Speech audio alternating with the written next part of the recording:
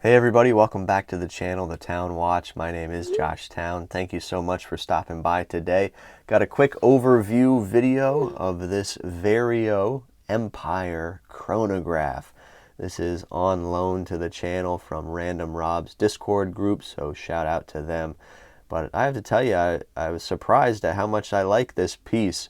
I think it is really, really nice, and so we're going to talk about it quickly in this video today. I think this is a prototype model because it says automatic on the case back, but this is not an automatic.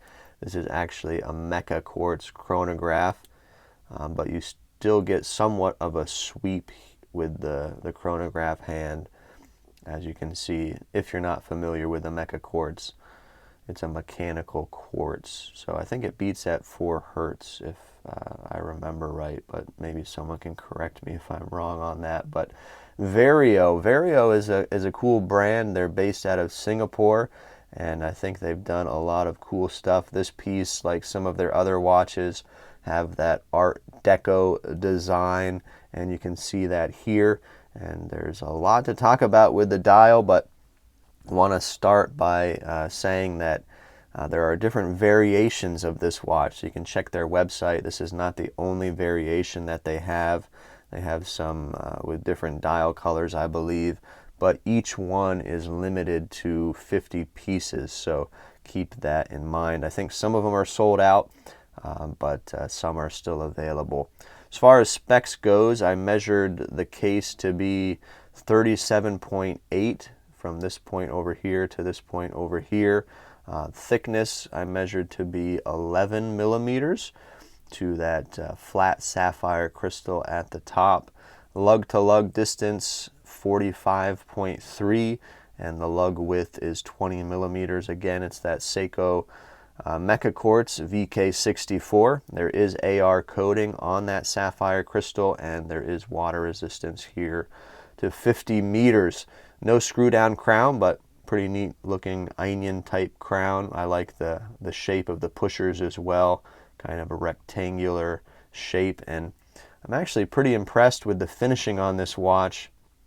Get some nice vertical brushing on the side of the case, some nice polishing up toward the bezel area to the top of the lugs, and just an overall nicely finished watch, and I think it looks great. The size is on the smaller side, so if you have really large wrists, you might keep that in mind, but for someone like me with smaller wrists, I think this size works perfect, and I think even this size would be good for most women as well. But let's talk about this dial for a little bit.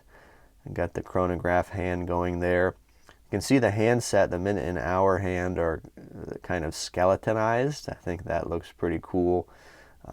That hour hand, I guess, has like a syringe look to it.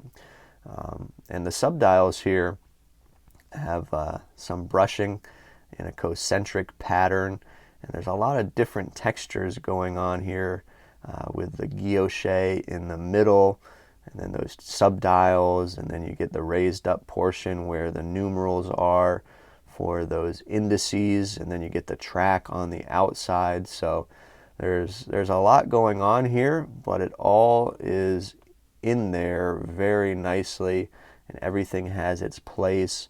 Nothing seems out of place in my opinion, and everything looks great. I really enjoy the dial, and I think everything is machined and finished well with all of the components of the dial, and I enjoy those different textures there as well.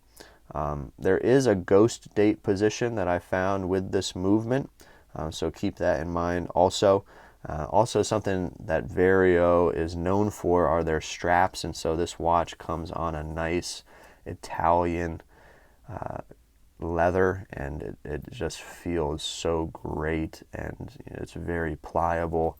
They give you quick release spring bars, and so their straps are just great, and got a nice buckle, generic buckle there anyway. So, but a lot to like with this watch. I really was trying to think of some things that I disliked about it, but I really couldn't think of much of anything. But while I talk about that, I'm going to take off my Casio Royale and put this on my wrist for a quick wrist shot here. But honestly, like I said, I had a hard time thinking about something that I did not like with this watch. I think it's really nicely done for what it is. It would be cool if they came out with an automatic version too. But this is the Mecha-Quartz, and I think it fits my 6.5-inch wrist really nicely.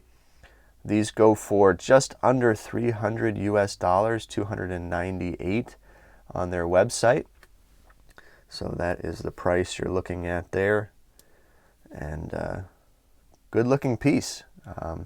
So for me, I guess a negative would be maybe if you have large wrists, this might not fit you well, or you might not be comfortable wearing it. That might be the only negative that I could think of. But other than that, I like everything about this watch, from the strap to the dial to the overall design, and the finish I think is looking great. So you guys let me know what you think about it down in the comments below. This is just a quick overview video. I have to ship it out to somebody else, but please hit the like button as well if you like this type of content, if you like this video.